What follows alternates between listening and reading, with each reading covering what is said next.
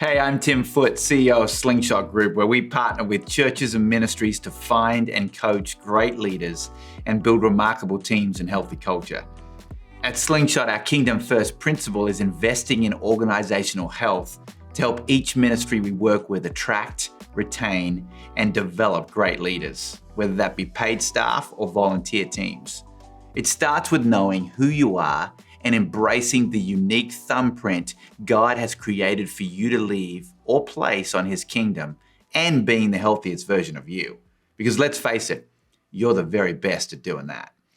A marketplace term for this is brand. Your brand directly affects your culture. Your culture directly impacts, your impact. So we put a series together to talk about this. And first up, I'm joined by Ted Vaughn.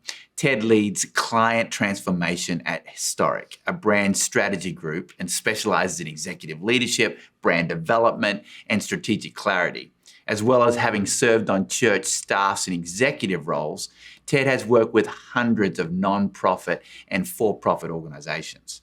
Ted is also the co-author of the Amazon bestseller, Culture Built My Brand, a book about the intersection of brand strategy and organizational culture.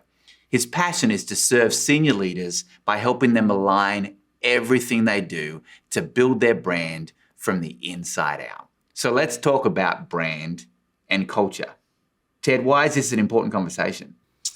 Culture is the soil that everything is planted in. Your people, the decisions they make, the products and services, the events that they facilitate, all those things are grown out of organizational culture. It is the tide that rises or lowers everything in your church, business, doesn't matter. That's interesting that you describe it as soil, because often at Slingshot Group, we talk about the ecosystem and the nutrients in that soil that helps a leader be successful or not thrive in that environment. Now, we might have leaders watching this today that are going, why is this important to me? Or they mightn't think they're chasing after culture, but everything they're doing is influencing this, whether they're thinking about it or not. Chat a bit about that. Like soil, you have culture.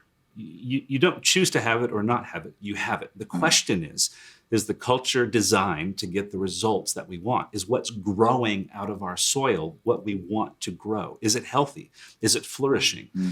Often we're so close to culture, we're so close to our own soil, we fail to see the areas of depletion, where we're lacking nutrients, where we're struggling. And we end up becoming very comfortable with dysfunction. Every organization could have better soil. Right. The question is, do we have the systems, the processes, the ability, the willingness to take a hard look at our own soil and make improvements to increase the growth and the quality of the above ground growth? Right. So over the next several episodes, we're going to take a look at that soil, have a look at that culture, and talk about why leaders need to care enough about it to craft it. So where does brand come into this? So every organization has a vision, right? They have a place they want to get to. Right. I look at brand simply as this, the vehicle that carries you towards that vision. And culture, soil, the people in that vehicle, right? Those people could drive that brand off a cliff. They could help make it better. They could repair the tires, but ultimately brand is moving you towards your vision. What is the common condition of the vehicles that you encounter as you work with ministries and organizations? Well, we talk a lot about brand as 5 pillars, and it's always true that one of those pillars is not quite as developed as the other, right? So a big part of our work is not just brand strategy, but brand alignment. We believe the best brands make a consistent promise from culture all the way to identity. And it's very common to have a lack of alignment, creating a lack of consistency, a lack of consistent promise. And that is where we come in and try and help bring alignment, bring health, improve the nature of the brand. So it's a disconnect. Talk about that disconnect, about what people might think about their brand and how that brand presents itself to the outside. It's incredibly frustrating for me to see kingdom-minded businesses and churches position their brand, their identity, their logo, their website. It's amazing. Stock photos make it look incredible. Killer marketing and messaging. they're positioned in a way that feels incredible. And then what happens, right, is I show up and I experience that brand. And what do you think takes place? The culture, the service, the product, the experience I have fails to deliver on what the identity and the website and the messaging led me to believe. Too often, especially in, I hate to say it, kingdom-minded organizations, we're chasing cool and making a promise completely out of alignment with who we actually are and what we're best and called and designed to do. Right. We talked about the vehicle and the 5 pillars that make up brand. What are those 5 pillars? Go through them for us. So the first pillar is culture. Right. Culture is who you are. It gets at leadership, conviction, vision. Second pillar would be story, what you say, the messaging to your external and internal world. Third pillar would be your services or product, right? In the church, we create environments that change lives. You might be in a business or in a nonprofit. Fourth pillar would be your experience, which is how you feel, whether digital or physical touch points. Fifth pillar, ironically, is how you look, your identity. I say ironically because that's often where the phone rings first, right? We need a logo, we have an identity problem, but most often there's a gap or a disconnect or an issue in those other pillars. And when we're addressing identity, it's an opportunity to address all of them. You might be a ministry-minded business or a nonprofit where this makes a lot of sense. Like you're thinking about brand, how you present to the customer, so to speak. Right. Contextualize this for the church world because it sounds corporate. Yeah, it often sounds corporate because we use words that we're more accustomed to hearing in the marketplace. One easy solution is to just change language. But the reason it's so important is because we fail to deliver on the brand promise of cultivating and developing all the things that our convictions message and compel us to do, all the things Scripture talks about. We often are in danger of assuming that that's taking place because we're a spiritual organization, because we're missional, because we have convictions, because we have values that tie back to the Bible.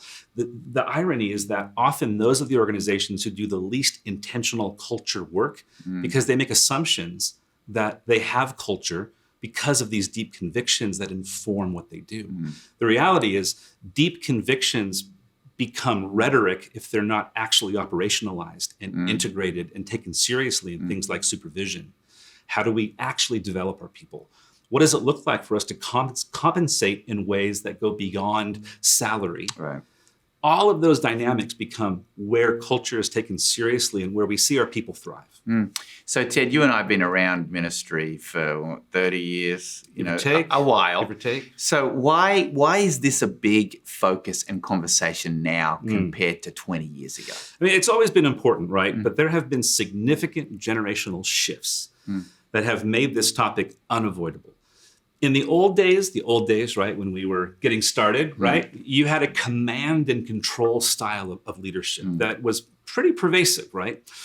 Command and control meaning I'm the leader, I tell you what to do, you say yes, and you do it. There wasn't room or much need for investment and giving and receiving of feedback and sharing of ideas. It was pretty much command and control. Millennials, Gen Z, that's all changed. Today, they want to be viewed as partners. They want to be seen as co-investors. They want to be treated as partners in the mission, in the thing. That's a culture conversation. In fact, most of the stats I read in HBR and all sorts of other periodicals would suggest millennials and Gen Z are making significant changes in their career, not because of compensation, but because of culture. Compensation matters. It always matters. Of course it matters. But culture matters more. Yeah. That's really interesting because we're going to look in these coming episodes at things like how to retain great staff.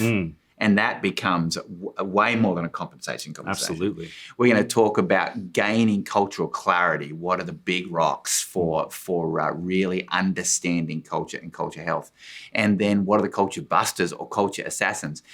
Spoiler alert, but Brandon in that episode talks about how culture sits right underneath the gospel in his local church environment. He's a millennial church planter. His church is growing rapidly. So lots of interesting things are coming up. what should we be listening out for? So if you're a senior leader, if you're operating with a degree of power or authority, it's really important to be listening for opportunities for you to build a bridge over your power. Too often, those of us that have a degree of power and authority live unaware of how people actually perceive us, how they actually think, because they're afraid to give us critical feedback. So be listening for opportunities and ways that you can build a bridge over your power to actually get real input from the people who matter most. If you're not that top tier leader, if you're that middle layer, or perhaps you're fresh into an organization and feel like you have no power or authority, there are fantastic ways in the videos ahead to learn how to build your influence, ask great questions, point to things, be listening for ways to be smarter and add value to the organizations that you're a part of. So before we jump into these next episodes, what's a quick assessment thing that an individual leader watching this or a team watching this could look at doing to prepare to listen to the next episodes? So I think a great first step is to surround yourself with core leaders and simply ask the question, on a scale of 1 to 10, how clear are we? On a scale of 1 to 10, how healthy are we? What do we need to do to perhaps increase or correct imbalances in our own leadership culture? Yeah, it's really interesting when we've done that, even as an organization at Slingshot, you'll have different answers based on overall culture or divisional area culture. Right. And I think that changes in any organization or church. You're going to get all kinds of different answers. And the beauty of organizational culture is it's not just top down. Yes, top down matters. You're the CEO, how you lead has a dramatic effect on the team of Slingshot. But organizational culture is also bottom up and it's side to side. So you can have one team do something incredible and it can laterally sweep across an organization and make changes. You can have people lead differently from the bottom up and it can shift an organization. And of course, the top down, a critical form of culture shaping. Right. So ask those questions on a scale of 1 to 10. Where do you sit? Watch these episodes. And remember, organizational culture exists whether you want it to or not. The question is whether you'll let it evolve on its own and become your biggest liability, or intentionally harness it to empower your people to perpetuate your unique brand and calling and do things on purpose and on mission. And in all things, stay curious and reach for the remarkable.